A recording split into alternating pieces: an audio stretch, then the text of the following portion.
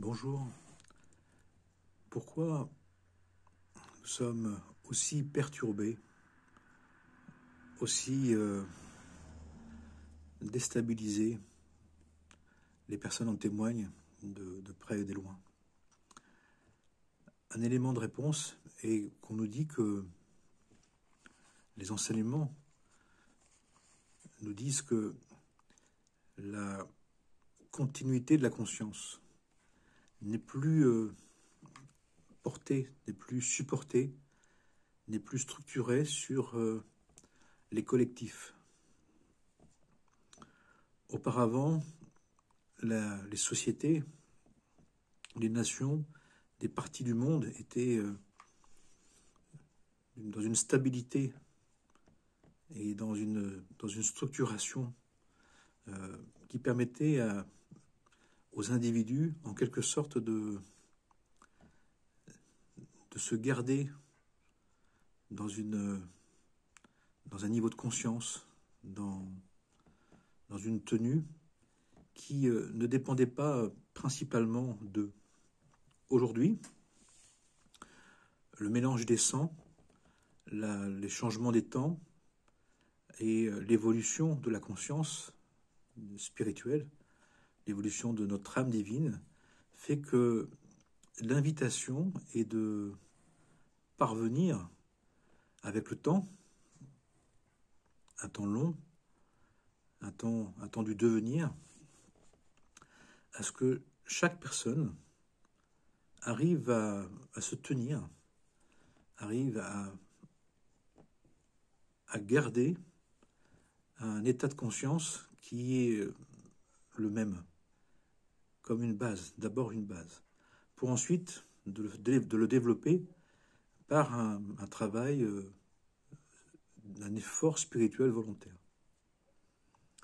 Ce qui fait que, comme nous serions dans ce moment de transition, encore un peu, où nous avons en quelque sorte encore des habitudes, que nous avons encore des attentes comme avant, que nous pensons que les autres, que l'environnement, que les collectifs devraient quelque part compenser ou quelque part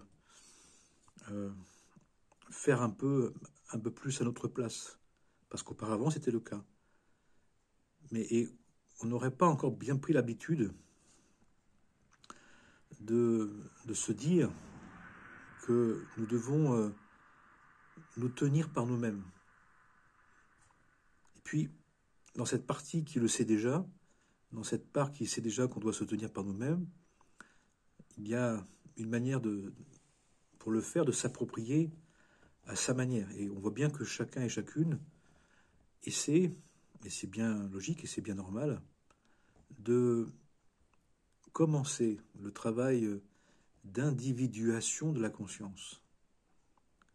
Un travail, une œuvre de fondement de sa conscience, à partir de principes, à partir d'une éthique, à partir de points de vue qui proviennent de 1000 choses.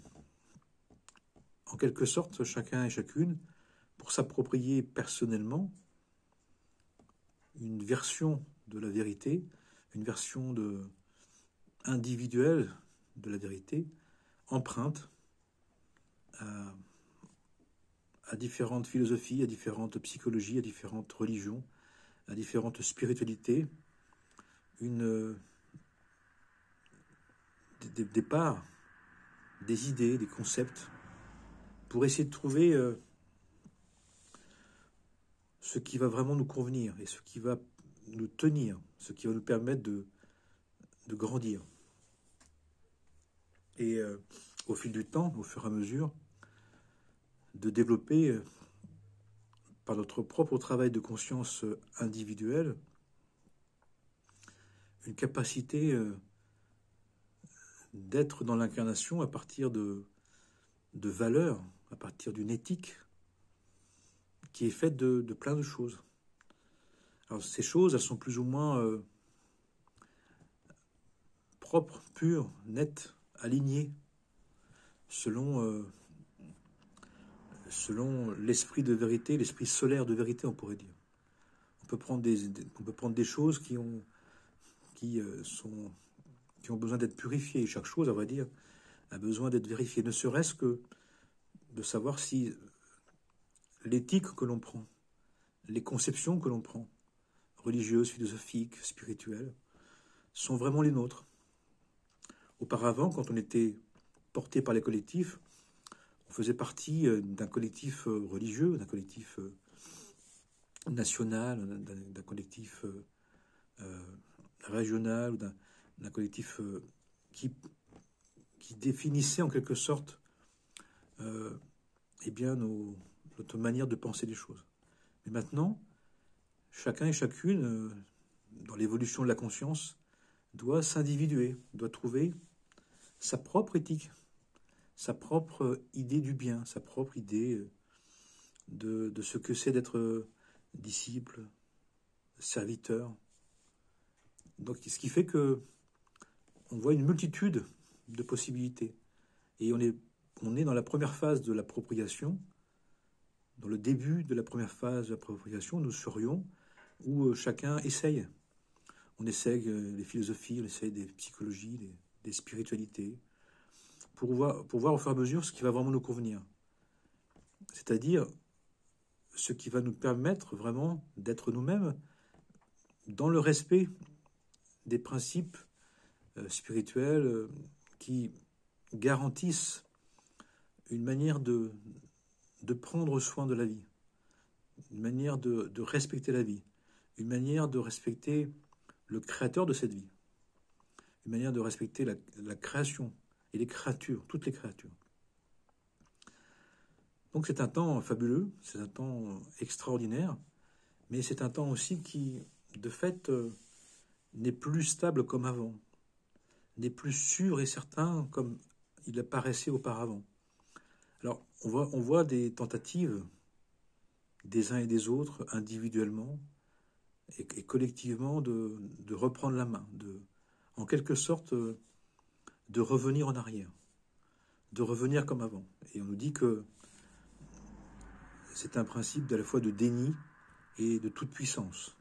On dénie la réalité qui se présente à nous et on veut maîtriser comme avant. Finalement, on dit souvent que derrière ça, il y a une profonde angoisse, il y a une profonde inquiétude qui va créer des tendances à être dans des réactions qui sont plus ou moins agressives, plus ou moins mélancoliques, ou plus ou moins inquiétantes, inquiétées, dépressives, parce que finalement, on ne sait pas ce qu'on va devenir. En tout cas, on croit qu'on ne sait pas ce qu'on va devenir. Mais la création, si on sait que la création a été faite par un être divin, par des êtres divins, selon les conceptions, il y a un sens profond. Nous sommes là pour nous diviniser et nous réussirons. Tous les enseignements du monde le disent. Ce que c'est garanti. Après, on peut passer par différents chemins. Comme on grimpait une montagne, on peut passer par différentes faces. C'est un choix. C'est un choix soit de conscience, j'ai envie de me confronter à cette difficulté, ou alors c'est un choix en quelque sorte inconscient, qui peut nous paraître être imposé par l'extérieur, mais qui nous amène et qui nous amènera vers notre divinisation, vers notre sanctification, de toute façon. L'idée, c'est que au fur et à mesure, et ça se fera avec les temps, et ça peut se faire en évitant la souffrance et les peines, en faisant l'effort de s'approprier à sa manière les lois divines et d'en tenir compte, c'est-à-dire de les respecter.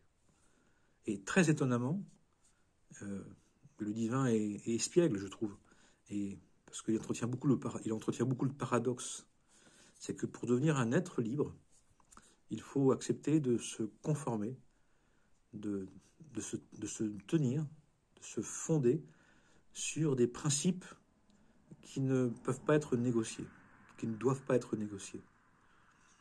En quelque sorte, pour être assez, pour se construire, pour s'édifier, et puis être protégé, être en sécurité, il faut accepter un cadre des principes divins qu'on peut résumer, qui sont en condensé, en concentré dans les 10 paroles de vie, dans les 10 commandements, qui quand on les ouvre, quand on les rompt, comme on rompt le pain, on en voit la mie, on en voit toute la substance. Et ça appartient à un travail d'effort personnel, un travail personnel d'aller chercher. Pourquoi d'aller chercher? Parce que notre libre arbitre fait qu'on nous a donné une certaine autonomie, une certaine capacité à choisir. Et l'autorisation d'une chose, c'est le choix de cette chose. Le divin, il est prêt à nous donner tout ce qu'on veut, mais il respecte ce qu'il a créé, c'est-à-dire le libre arbitre. Et notre conscience d'exister fait que si on n'autorise pas le divin à venir dans notre vie, il ne viendra pas.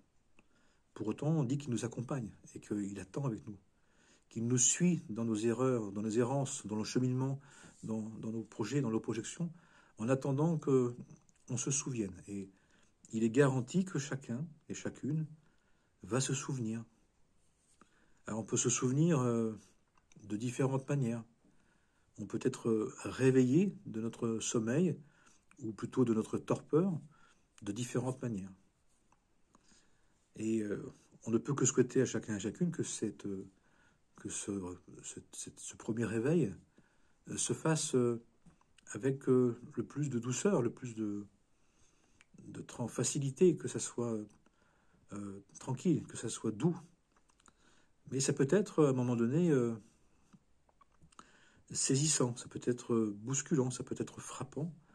Pour quelle raison? Parce que même si le divin nous a donné la possibilité d'un libre arbitre, nous n'avons pas une liberté totale.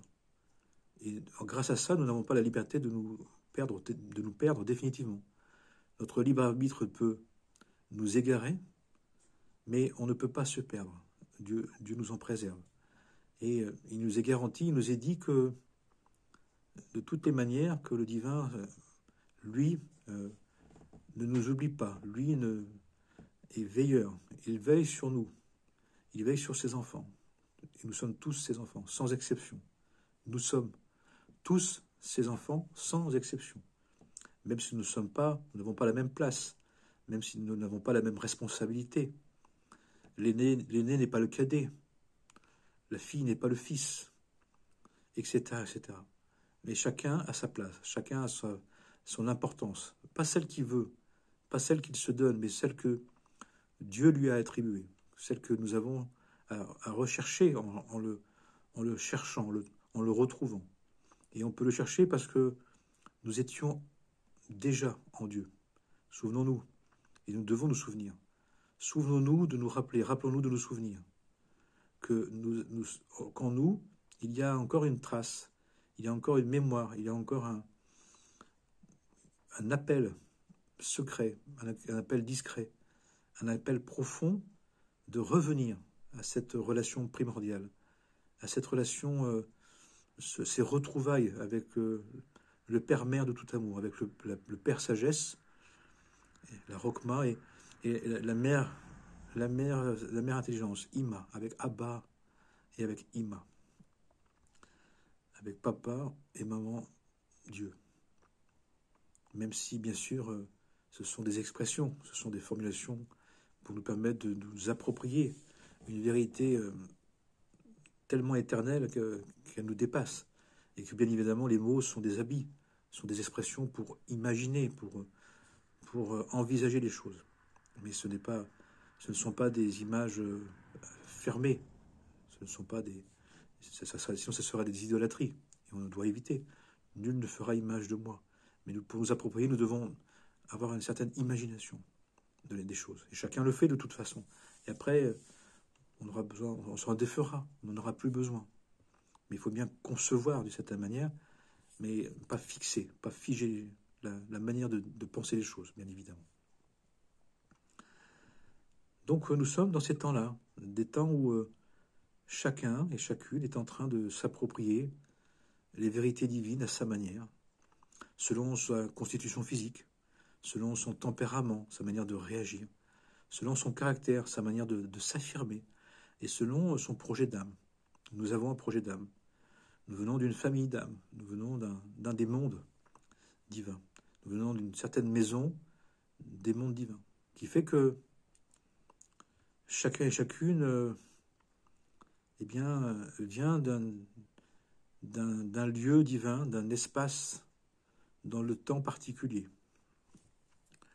C'est pour ça aussi qu'on peut voir autant de diversité et de voir de profusion et de différence, qui ne sont que des versions possibles, des versions souhaitables, des versions nécessaires pour qu'il y ait ce choix, cette diversité, pour qu'il y ait ce choix, pour que chacun puisse et chacune puisse s'habiller, trouver sa propre expression du divin. Dans tous les cas, quels que soient les habits que l'on prend, quelle que soit la religion que l'on prend, quelle que soit la philosophie que l'on prend, quelles que soient les conceptions que l'on prend, comme on dit, on voit l'arbre à ses fruits. C'est-à-dire que peu importe, à vrai dire, la manière dont nous concevons le divin, l'essentiel dans la relation, dans le lien, c'est de voir, on voit l'arbre à ses fruits, on voit comment la personne se conduit. Et si quelqu'un et quelqu'une se conduit selon des valeurs divines, quel que soit le nom qu'il donne à Dieu, quelle que soit la formulation de la vérité, ça doit devenir une expression comme un fruit, pas comme une écorce, pas comme une coquille, pas comme une pierre, pas comme un danger, mais comme une fraternité. On sait que quelqu'un qui vit selon les principes va forcément les exprimer en devenant de plus en plus vertueux, de plus en plus aimant, de plus en plus humble, de plus en plus en paix, de plus en plus apaisé, de plus en plus fraternel, de plus en plus, de manière générale, pour globaliser tout ça, capable de développer une largesse d'esprit, une intelligence ouverte, un cœur aimant, un cœur disponible. Et c'est là où on peut justement se voir et être vu, qu'on peut s'évaluer et être évalué. C'est si ma religion, si ma philosophie, si mes conceptions sont justes pour moi, dans leur expression, ça va se voir. Et en se voyant, on va permettre de l'évaluer. Et c'est justement ce qui est fondamental, ce qui est nécessaire.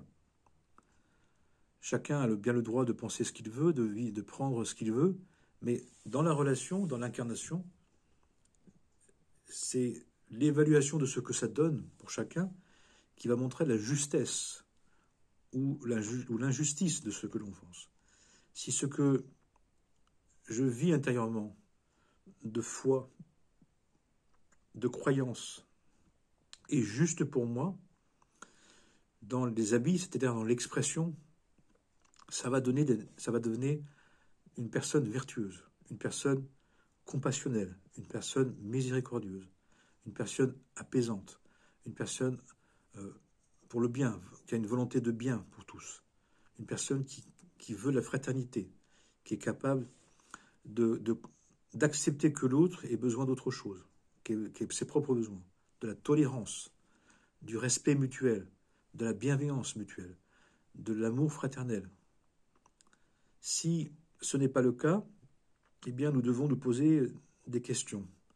Nous pouvons nous poser ce que nous jouons dans ce que nous croyons, de ce que nous jouons dans ce que nous aimons, de ce que nous jouons dans notre foi. Parce qu'on peut très bien se servir de la religion, se servir des philosophies, se servir des croyances, des conceptions, pour régler ses comptes, pour du pouvoir, pour des possessions, pour de la jouissance, pour en quelque sorte couvrir nos instincts, nos pulsions, nos passions, notre toute-puissance. Et là, on parle d'un feu impur, on parle d'une version idolâtre, hérétique, désordonnée, qui a besoin d'être corrigée, et qui sera corrigée d'une manière ou d'une autre, puisque on voit l'arbre à ses fruits. Si l'arbre est bon, les fruits seront bons, seront très bons. Si ce n'est pas le cas, eh bien, c'est que ce qu'on a choisi, ce qu'on alimente en nous, n'est pas bon pour nous. Et ce poison qu'on entretient, devient une parole venimeuse, des gestes violents, des actes accusateurs, méprisants. Et en cela, on est en train de dire que on n'est pas à notre place, qu'on est dans la prétention, on est dans l'égocentrisme, dans l'orgueil, on est dans la vanité, on est dans le délire. On n'est pas à sa place. On n'est simplement pas à sa place. Il faut juste se replacer. On a pu très bien essayer des formes religieuses, des formes de croyances, des formes de philosophie, des formes de conception, et on a pu s'apercevoir, et si on s'aperçoit que ça ne nous rend pas meilleurs, que au contraire, ça nous rend méchants, ça nous rend agressifs, ça nous rend jugeants, c'est que nous ne sommes pas bien placés. C'est peut-être une nourriture trop riche ou une nourriture qui n'est pas bonne pour nous. Et donc, nous devons en tenir compte, tout simplement. Et on a le droit à l'erreur, on a le droit à essayer, on a le droit à tenter des choses. Mais on a aussi le devoir de se rendre compte que si ça ne nous convient pas, si c'est toxique pour nous, si c'est malsain pour nous, et que ça nous fait exprimer la version du mauvais penchant en nous, la version négative, la version accusatrice, la version violente, c'est que il y a quelque chose qui ne convient pas. Et donc nous devons en tenir compte, tout simplement. Chacun a besoin de trouver son alimentation, comme chacun doit trouver son lieu de vie, ses relations.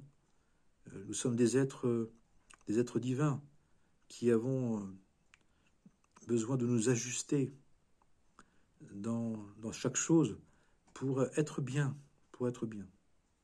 Mais on voit l'arbre à ses fruits, nous devons le savoir. On ne peut pas... Il y a donc des critères. Ce que je veux dire là, c'est qu'il y a un critère. Comme il y a des critères d'évaluation comme tout. Eh bien, il y a un critère d'évaluation, entre autres, celui-là, c'est que si je suis bien dans ce que je fais, dans ce que je pense, je dois rayonner du bien-être, je dois rayonner de la joie, je dois rayonner de la paix, je dois être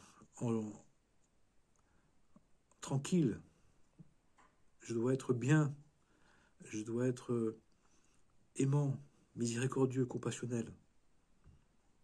Si je suis en paix, je ferai la paix. Si je ne suis pas en paix, je ne ferai pas la paix, je ferai la guerre. De la même manière, si je suis concentré sur ce qui me convient, je ne peux pas avoir le temps d'être dans l'accusation, la médisance, la calomnie. Si je regarde en moi quelqu'un qui s'occupe de regarder en soi ce qui doit être mis en ordre, ce qui doit être mis en lumière pour être remis en ordre, il n'a pas le temps, elle n'a pas le temps non pas de s'occuper des autres, on a à prendre soin des autres, mais de juger les autres, d'attaquer les autres. On n'a pas le temps, c'est pas possible.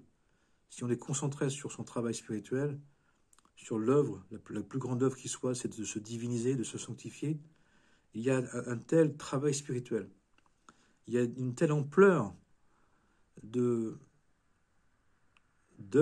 de vertueuses à accomplir en nous, qu'on n'a pas le temps de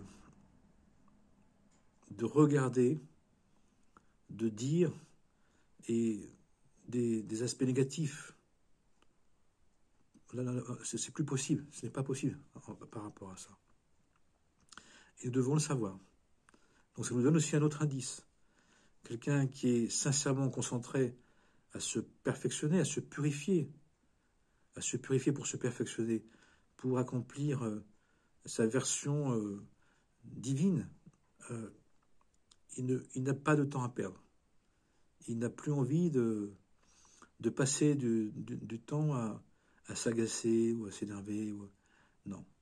Bien évidemment, c'est progressif, mais il y a une concentration. Quand quelqu'un a trouvé le chemin, son chemin, ce qui lui convient, il voit le temps qui lui reste. Il lui reste peu de temps.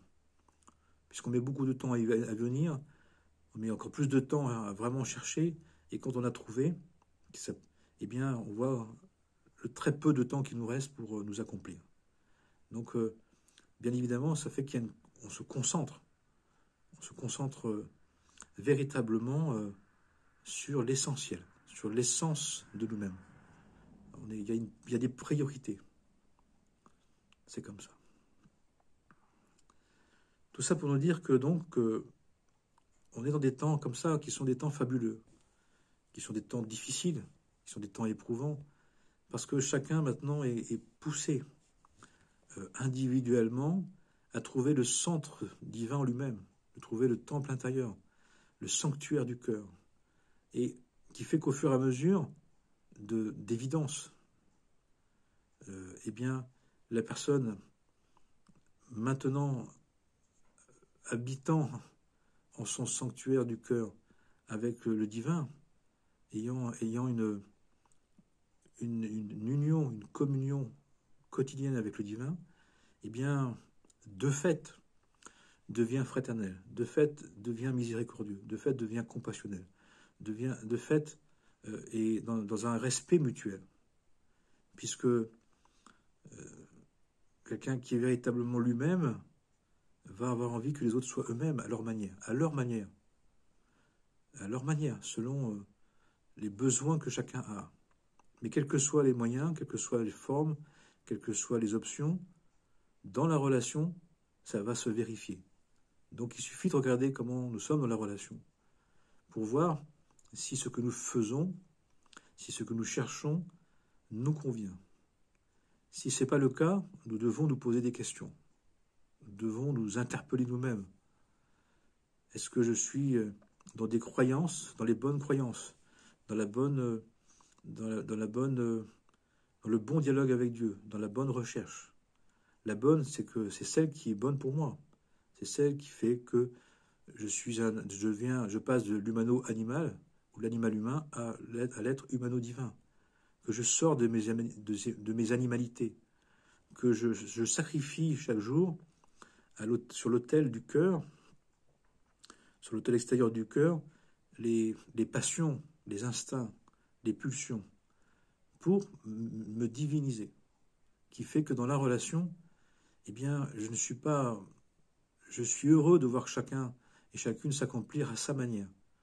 Et je suis en capacité, ça donne aussi une capacité d'aider quelqu'un à trouver ses croyances, sa foi, sa religion, qui n'est pas forcément la nôtre, mais qui peut être la sienne. Parce que si c'est cet habit-là, cette expression-là, cette formulation de la vérité qui lui convient, pour le rendre humano-divin, eh bien, on a aussi à en faire la promotion, on a à l'accompagner dans ça. On a à l'aimer comme ça. Et ça, c'est merveilleux. Et je l'ai vu pendant mon enfance, des êtres spirituels de différentes religions, de différentes croyances, être capable d'être en alliance, en communion pour Dieu, de chercher le même Dieu dans des versions différentes, et dans cette conscience-là, et d'être capable de communier. Et j'ai vu ces êtres-là qui ne pouvaient pas se battre pour des mots différents, pour des formulations différentes, mais chercher à être dans la compréhension mutuelle, dans le respect mutuel, dans la fraternité mutuelle, dans l'amour mutuel. Et c'est tout notre devenir. Alors actuellement, ce n'est pas encore tout à fait le cas, on le voit bien, c'est parce que eh bien, nous venons par instant dans cette recherche individuelle avec notre âme animale, avec notre animal humain. Et l'animal humain, il a tendance à être fermé, il a tendance à être sectaire, tendance à être un peu isme, un peu dans les ismes dans ses conceptions, dans ses pensées, dans ses paroles, dans ses actes. Mais c'est temporaire. On va s'en défaire au fur et à mesure. C'est une question de temps, c'est une question d'effort, c'est une question d'engagement, c'est une question aussi d'état général dans lequel nous allons entrer. De plus en plus de personnes vont avoir envie que ce qu'ils sont soit respecté et de respecter les autres. Et qui fait que on va créer cette fraternité humaine. C'est inévitable dans le temps, même si il y a encore pour l'instant des réticences, parce qu'il y a des craintes, parce que ça veut dire aussi que dès qu'on commence à s'apercevoir que notre version est une possibilité pour nous, la mieux pour nous, mais pas pour l'autre, on doit la relativiser. On doit accepter que c'est une bonne version, mais pour nous, et pas forcément pour les autres. Et qu'elle est aussi juste que les autres. Mais que il y a des âmes différentes, il y a des typologies d'âmes différentes, comme il y a des personnalités différentes, qui font qu'il y a besoin de différentes formes de relation à Dieu, différentes manières de relationner avec Dieu. Mais tout ça, c'est pour qu'on puisse se réunir, qu'on puisse faire alliance, qu'on puisse devenir un nouveau monde divin, que notre humanité devienne une fraternité universelle, en respectant les diversités, en respectant les différentes formes, les différents besoins, parce que chacun, finalement, qui appartient à des mondes différents, il y a 4 mondes, dans ces 4 mondes, il y a 10 maisons, dans les maisons, il y a des pièces, chacun essaie justement, d'assumer sa place divine dans le monde. Et ce qui fait que cette merveilleuse diversité, et cette diversité ne doit pas nous encombrer, elle ne doit pas nous déstabiliser, elle ne doit pas nous empêcher de fraterniser, au contraire. Mais l'idée, c'est que chacun et chacune trouve la bonne manière pour lui ou pour elle pour devenir un être divin, c'est-à-dire un être qui aime son prochain comme lui-même, qui aime le divin, et qui prend soin de toute la création et de toute l'humanité sans exception, bien évidemment. Amen et Amana.